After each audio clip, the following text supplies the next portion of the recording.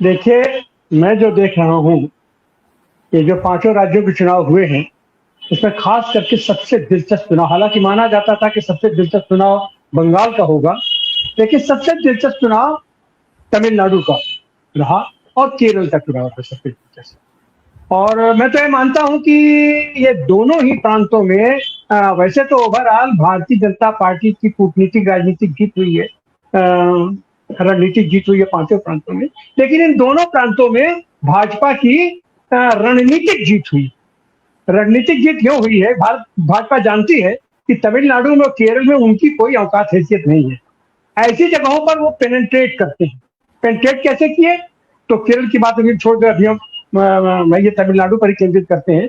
तमिलनाडु में ये आंदोलन, ये अभियान विजय का आज का नहीं है, ये 2009 से चल रहा है। विजय फैंस एसोसिएशन, तो विजय फैंस एसोसिएशन में इन लोगों ने अपने कार्यकर्ताओं को लगा दिया, वहां बाकायदे लगा दिया है। अब ये जब इसके डाटा निकल के आएंगे कि इनके जो 108 विधायक जीत के आए हैं, इसमें उनकी पृष्ठभूमि क्या है, कहां से है? जाहिर सी बात है कि इन्होंने जो अपनी राजनीतिक ये दिशा दी है, उसमें इन्होंने कहा है, बड़े तरीके से कहा है कि द्रविडियन पॉलिटिक्स के तो हम हैं, लेकिन हम सनातन धर्म को भी मानते हैं, हम नास्तिक नहीं हैं। तो अभी भी जैसे उन्होंने कहा कि हम रामायण को तो मानते हैं, राम कथा को तो मानते हैं, लेकिन हम राम को नहीं मानते हैं। तो इसी तरीके, और ये स्थिति सीधे सीधे बता रही है कि ये राष्ट्रीय स्वयंसेवक संघ के ट्रैप में फंसे हुए हैं। और ये जो भी वहां विवाद पैदा किया जा रहा है राज्यपाल की ओर से कि नहीं आप 118 लेके आइए, ये कीजिए वो कीजिए, ये बिल्कुल साफ बता रहा है कि पहली बात तो ये है कि इंडिया गठबंधन को यहां से टूटते हुए वो देखना चाहते हैं, या उनके बीच जो भी ये दीवार बन रही है उसमें कितनी ज्यादा खाई पैदा की जाए, उसको वो देखने की कोशिश कर रहे हैं। अब वहां क्या है, कांग्रेस के 5 विधायक है, बहुत दिनों से भूखे बैठे हैं, इनको यह कि जैसे भी हो हमको सत्ता मिलनी चाहिए। सत्ता मिलने के लिए फिर वहां कांग्रेस पार्टी नहीं रह गई है, वहां 5 विधायक हैं, वो 5 विधायक अपने स्वार्थों के लिए कुछ भी कर सकते हैं, कहीं भी जा सकते हैं, कोई भी निर्णय ले सकते हैं। अब स्थिति क्या है? अब ऐसी हालत में अगर स्टालिन साहब को अगर बुरा लग जाता है कि आप वहां क्यों चले गए, तो इनकी सरकार तो यहाँ इनके प्रकार लोग बना लेंगे और भी लूली लंगड़ी सरकार बनेगी, लेकिन भारतीय जनता पार्टी को संसद में 32 सांसद मिल जाएंगे, एक मुश्त 32 सांसद उनको मिल जाएंगे। लेकिन चूंकि स्टालिन बहुत ही मेच्योर पॉलिटिशियन है और इंडिया गठबंधन की धुरी है आज की तारीख में, इसलिए उसने बहुत ही सलीके से, बहुत ही राजनीतिक, बहुत ही कूल फैसला उसने किया। उसने कहा कि नहीं, हम इनको छेड़ेंगे नहीं, इनको मैंडेट मिला है कि आराम से वहां सरकार बनाए, और नहीं तो अगर स्टालिन चाहते तो इनकी सरकार कच्चा ही नहीं बन पाएगी, कहीं से कोई सवाल ही नहीं पैदा होता है, बस इनकी सरकार बने। और इनकी सरकार बनाने के लिए जाहिर सी बात है इनको ये भारतीय जनता पार्टी के साथ खुल करके उनके साथ जाना पड़ेगा, तभी इनकी सरकार बनती। अब स्थिति यह बन रही है कि अभी जो सरकार बन रही है, अब उसमें बिल्कुल बॉर्डर लाइन पर इनका होगा 118 किसी किसी तरीके से ये जुटाएंगे, 5 उनके 2 सीपीआई, 2 सीपीएम और एक कार्यकर्ता और है उनका निर्दल का, सरकार तो इनकी बन जाएगी। लेकिन इस सरकार के बनने के साथ साथ ही जो चीज सामने दिखाई पड़ रही है कि घोड़े की लगाम किस तरीके से भारतीय जनता पार्टी अपने पास रखी है, उसके साथ ही साथ इनके ऊपर मनी लॉन्ड्रिंग का केस चल रहा है, वो 2015 में ही इनके ऊपर दर्ज है। इनके ऊपर आईटी एक्ट 132A है, इनके ऊपर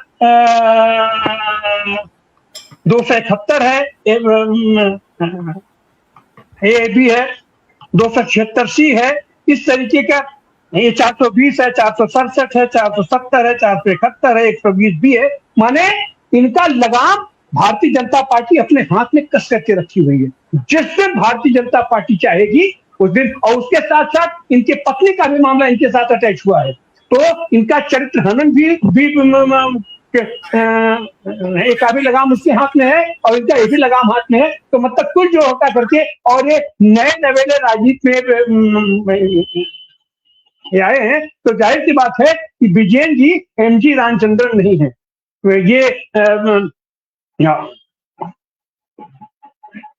ये आंध्रा वाले वो भी नहीं है। तो फल यह है कि एक अपरिपक्व राजनीति में फैंटासी के तहत आए हुए ये हैं। अब इनकी सरकार कितने दिन चलेगी, कैसे चलेगी, लेकिन ये बहुत ही निर्णायक मोड़ पर हमारा तमिलनाडु इस समय खड़ा है। और जिस स्थिति की, जिस मौके की तलाश में भारतीय जनता पार्टी रहती है, जिस तरीके से कांग्रेस को हटाने के लिए उन्होंने अन्ना को सामने लाए, पूरा अन्ना का आंदोलन रहा उसके पीछे लग करके, और किस तरीके से किया, तो यह भी हो सकता है कि तमिलनाडु में प्रवेश करने की इनका यह प्रवेश द्वार हो।